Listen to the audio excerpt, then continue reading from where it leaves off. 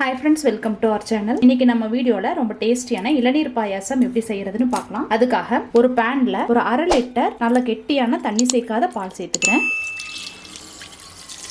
பாலை சிம்லயே வச்சு அடிக்கடி மிக்ஸ் பண்ணிட்டே இருங்க, இல்லைன்னா அடி பிடிச்சிரும். நான் இன்னைக்கு இளநீர் பாயாசத்துக்காக 2 சிவப்பு இளநீ தோட்டத்துல இருந்து பறிச்சுட்டு வந்திருக்கேன். இப்போ இதை வெட்டி நம்ம இளநீரெல்லாம் தனியா எடுத்துக்கலாம்.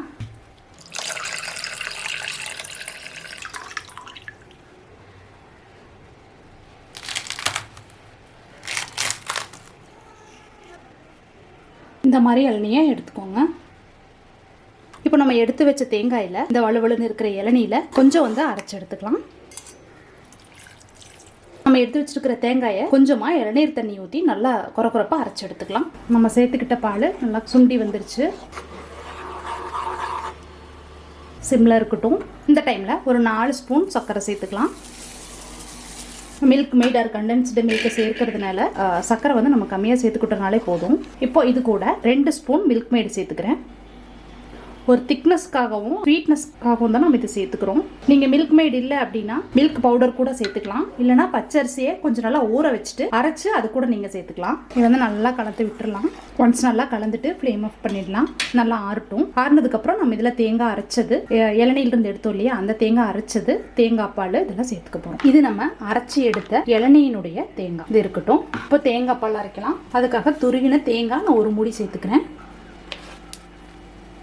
அது கூட வாசனைக்காக ஒரு சின்ன பீஸ் ஏலக்காய். இதில் நம்ம இளநீ தண்ணி எடுத்து வச்சிருந்தோம் இல்லையா, அதே கூட நம்ம சேர்த்துக்கலாம். நல்ல திக்கான தேங்காய் பாலை அரைச்சி எடுத்துக்கலாம். அடுத்ததா நம்ம எடுத்துருக்கிற இளநீ தேங்காயில் பேலன்ஸ் இருக்கிறத நல்லா பொடியாக கட் பண்ணி எடுத்துக்கலாம். இப்போ இதெல்லாத்தையும் மாற்றி வச்சிடலாம். இப்போ ஒரு பேன் சூடு பண்ணிக்கலாம். அதில் கொஞ்சமாக நெய் சேர்த்துக்கலாம். கொஞ்சம் முந்திரியும் பாதாமும் எடுத்துருக்கேன். இந்த மாதிரி பொடியாக நறுக்கிட்டு சேர்த்துக்கலாம்.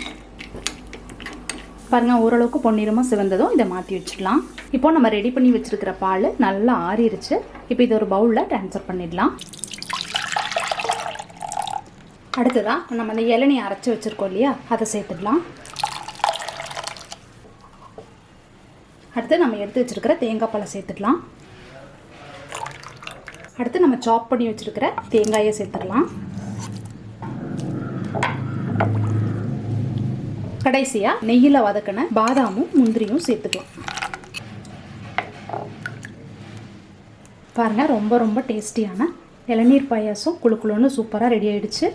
நீங்களும் வீட்டில் ட்ரை பண்ணி பாருங்கள். பிடிச்சிருந்தா மறக்காமல் VGM Diariesக்கு சப்ஸ்கிரைப் பண்ணுங்கள்.